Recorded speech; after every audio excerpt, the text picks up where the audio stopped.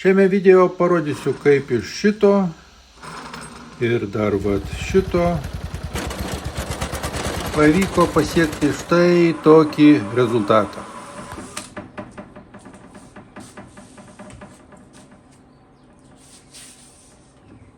Taigi guoliai. Už kameros nuo traktoriuko dėkos nuėmiau guolyklą, tada atsuku skriemulio veržlę, nepilnai, kad galėčiau iškalt velenėlį. Tada tiesiog plaktuku štai taip iškalu, kiek eina. Štai matosi, atsirado plyšys. Tada pilnai nuėmu skriemulį ir atsargiai plaktuko kotu pabaigiau iškalti velenėlį. Po apsauga daug už senos žolės atliekų. Apsauga nepritvirtinta, tiesiog šiaip užmauta. Pavalau guolį ir pasimato užrašas China, o taip pat jo numeris. Ardau toliau, kitoje pusėje atsuku dar 3 veržles. Viršutinė guolykla gana lengvai nusiima. Tarp dviejų guolių yra įdėtas distancinis žiedas. Dabar galutinai iškalu vieną guolį.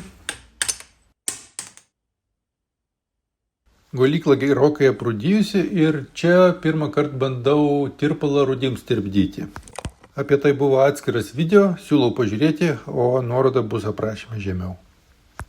Guoliai kelia didelį įtarimą, todėl bandau išardyti, tai yra nuimti vienos pusės purvo apsaugą ir išplauti. Atsargiai peilio viršūnėlę atkeliu apsaugos kraštą, tada jį gana lengvai nusiima.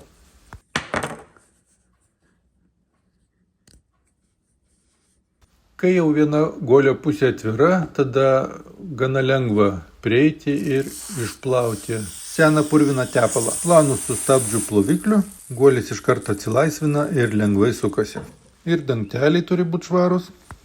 Bet pasukiojus guolis vis tiek stringa, todėl nuimu ir kitos pusės apsaugą. O toje pusėje nieks ten neišsiplovė, todėl iš abiejų pusių atvirą guolį užmerkiu į white spiritą ir gerai išplaunu su teptuku.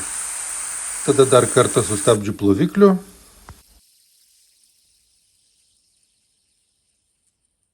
Tada pradžiovinu su suspaustu oru, stengdamasis, kad neįsisuktų labai jau greitai tas guolis. Pagaliau švarus. Užspaudžiu atgal dulkių apsaugą. Paprastai tiesiog pirštais užspaudžiu.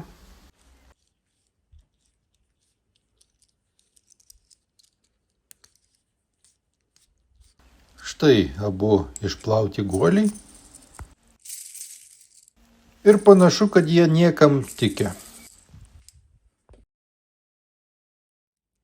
Yra aiškus išdilimas ir klibėjimas. Ir nors aš nebeketinu jų naudoti, bet kad jau jie tokie švarūs ir išplauti, tai sutepu iš naujo su tepalu. Naudoju jūrinį ličio pagrindų tepalą, kuris yra puikių savybių, bet nelabai atsparus aukštai temperatūrai. Tepalo guolyje negali būti per daug. Pridedu gal kokius 25-40 procentų. Nors vis tiek aš tų guolių nenaudosiu, pasidėsiu atsargai ar šiaip kokiam kitam reikalui. Pripildžius tepalo tas barškėjimas dingo, bet tas guolis jau niekam tikęs. Praėjo kelios dienos, kaip guolyklos mirksta tirpale. Rūdis visiškai dingo. Gražus švarus metalas net gilesnėse duobutėse. Gražu, man patinka.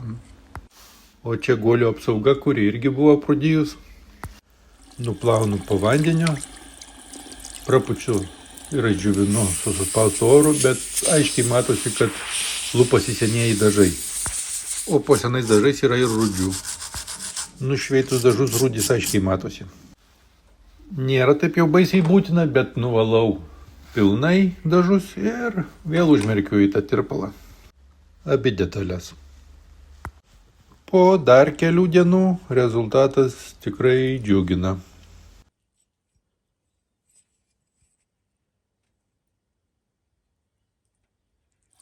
Vėl nuplaunu ir išdžiovinu. Tada nugruntuoju gražiai. O kai gruntas išdžiuvo, Sutepu vidinį paviršių, kad nerūdytų. Ir bandysiu įpresuoti naujus guolius.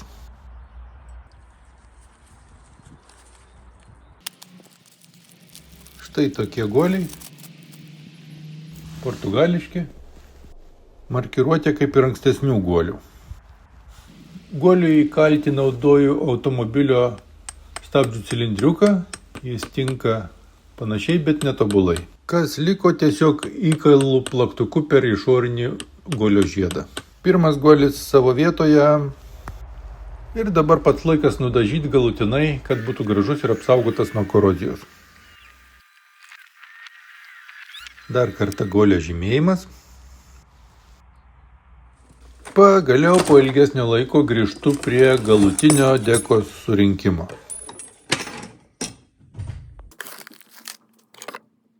Va, visos detalės. Šitų guolių nenaudojam. Naudojam šitą.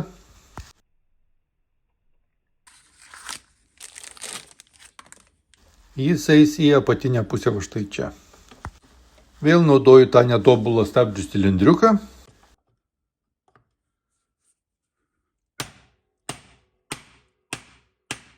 Jis šiek tiek per didelis ir guolis įsikala kreivai. Nepavyko tobulai iš pirmo karto, bet pakalinėjau per pakraščius ir ištiesinu. Štai guolis savo vietoje, o vat čia viskas, ką turėsiu sudėti atgal į krūvą. Pirmiausia, guolio apsauga. Toliau apatinis guolis su visa guolykla. Bandau užspausti su rankom, bet tiesiog išstumiu guolį iš guolyklos. Taigi guolis į guolyklą įsistato labai lengvai, o vat velenėlį jau tenka įkalti. Kalu per medinę kaladėlę, kad nepažeisčiau. Taigi apatinis guolis savo vietoje, tada dedu distancinį žiedą. Ir dabar abi guolyklas reiks sujungti į vieną visumą. Bet, kaip sakiau, ant velenėlio taip lengvai neužsimauna, teks kalti.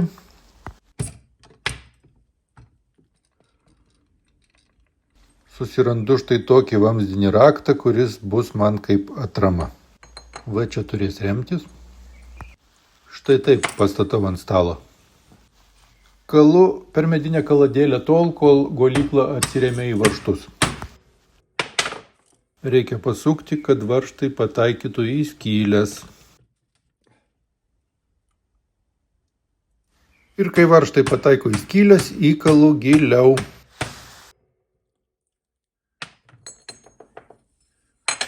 Tada skremulys bus šitoje vietoje. Uždedu. Laikinai prisuku veržlę. Ir dabar galiu dar giliau užkalti apatinį guolį. O kai pakankamai išlenda varžtų galai, uždedu veržles ir jomis galutinai užspaudžiu guolius. Prieš tai sutepu tepalu, kad neužrūdytų. Priveržiu. Ir pabaigiu veržti rakteliu. Tada galutinai priveržiu skriemulį.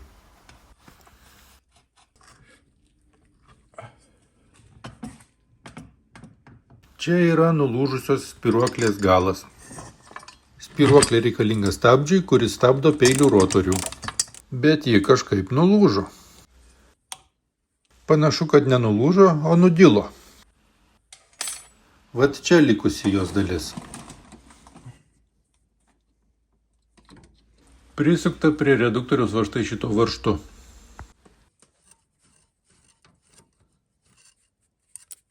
Varžtą įsuku atgal, kad nepamesčiau. O vat štai taip ta spyruoklė turėtų atrodyti, jeigu būtų nesulūžus.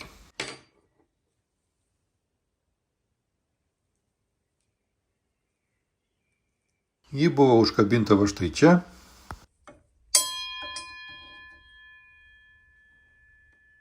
Ir greičiausiai va štai šitoje vietoje lietėsi prie skriemulio ir tiesiog nudilo. Turiu štai tokią spyruoklę nuo senos sofos vyrių mechanizmo. Ir ji labai panašiai į tą, kuri yra nulūžus.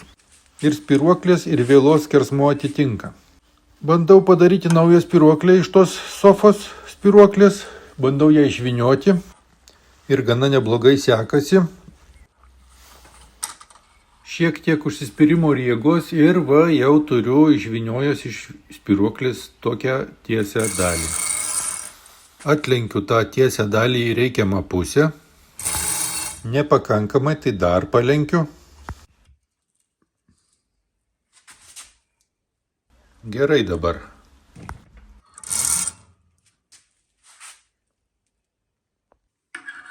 Šitam gale pakanka ilgio, o iš kitos pusės reikia irgi išvynioti tiesią dalį. Vat maždaug nuo čia. Visaip bandau padaryti spiruoklės vijose tarpą. Pavyko va štai taip padaryti. Na ir panašiai kaip ir pirma, išvynioju tą spiruoklę, kad ir kitam gale turėčiau tiesią vielą.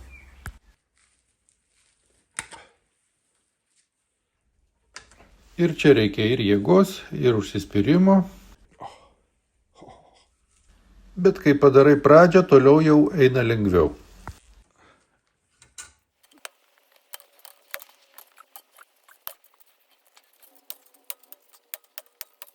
Patikrinu ilgį. Tada paprasčiausiai plaktuku patiesinu, kur kreiva. Dar kartą matuoju ilgį. Atlenkiu reikiamų kampu.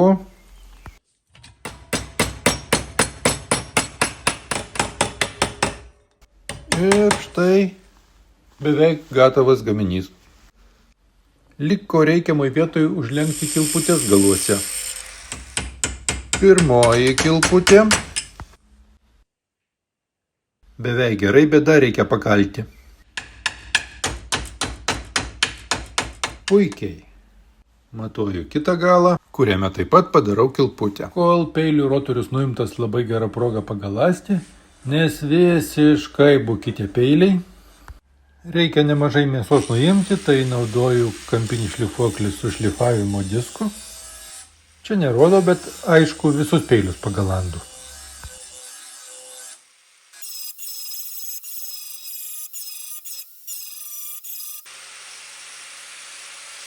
Gerai gavosi. Panaikinau rūdis nuo štai šitų jungčių svirčių. Tai dabar nugruntuoju. Kai išdžiuvo gruntas, nudažau juodais dažais. Ir prie pilnai suremontuotos ir nudažytos dekos pagaliau montuojam golyklą. Dar kartą tenka nuimti skriemulį. Deka storai pridažyta, tai varžtus tenka įkalti į skylės. Skylėse pilna dažų. Paprastas dalykas, 4 veržlės. Vienas varžtas naujas, nes senasis nulūžo beatsukant. Patik pauvelę nuo šlicus, kad peilių rotorius neprirūdytų. Na ir pagaliau eilė peilių rotoriui. Iškart pritvirtinu varžtu. Neblogai prisuko suktukas, iš rankos jau nebepasuko. Visgi bevirinant deka šiek tiek susideformavo ir peilių rotorius liečia vienam taške. Vat štai čia liečia, reikia kažką daryti. Na bet deka skardinė, jeigu susideformavo, tai galima ir atideformuoti. Vienas smūgis, tik pažiūrėkit kaip jį visą klebetuoja.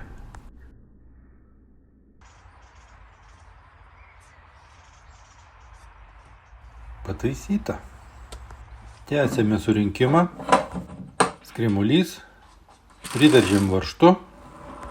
Ir pabandom pasukti suktuku. Sakyčiau, puikiai. Patikrinam, kaip veikia stabdis. Na, veikia. Naujasis diržas, jau nebe amerikietiškas, o europinis. Varžtai, kurie saugo, kad diržas nenukristų. Ir svirtys traukės jau išdžiuvo. Užkaiščiuoju.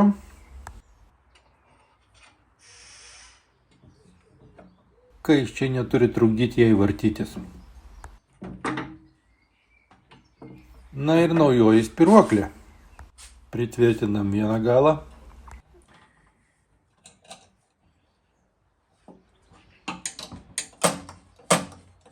Ir po žiemos išstumiam traktoriuką į atviresnę vietą. Dėką kišam po apačią, sujunginėjam jungtis ir svirtis, užkaiščiuojame. Na, beveik viską baigiau sujunginėti. Išskyrus pamečiau va štai vieną tokį kaištį, va štai šitokį. Ir nežinau, kur kišt man dabar va štai šitą spyruoklę. Neprisimenu, reikėtų pažiūrėti video, kaip ardžiau. O šiaip turėtų būti pabaiga jau. Be spyruoklės labai lengvai vaikšto ta dėka. Ir aš taip suprantu, kad neįtemptas diržas, tai turėtų jinai būti kažkur anam gale, bet nerandu kur. Radau, kur turi būti ta spyruoklė. Užsikabina jinai už korpuso reduktoriaus. O trūkstamą pamestą kaištį padariau naują, išlankščiau iš tos senos sofos spyruoklės. Tik jis gavosi didesnis. Bet tinka puikiai. Įstatau nupjautos žolės išmetimo vamzdį.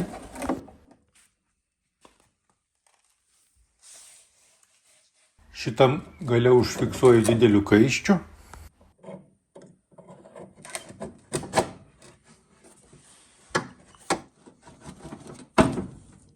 Kitame gale jis prisitvirtina guminiu amortizatorium.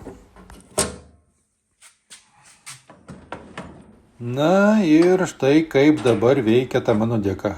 Kilnojasi puikiai. Po žiemos traktoriukas nešvarus, dulkėtas. Ajajaj.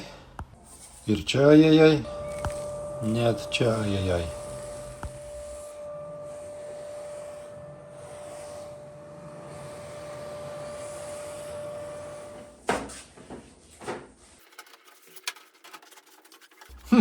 Visai kaip naujas. Kaip jau supratote, artėja bandymai. Kol kas viskas labai gerai. Atvažiuoju į bandymo poligoną, pievą, kur žolė, kol remontavau traktoriuką, užaugo beveik iki kelių.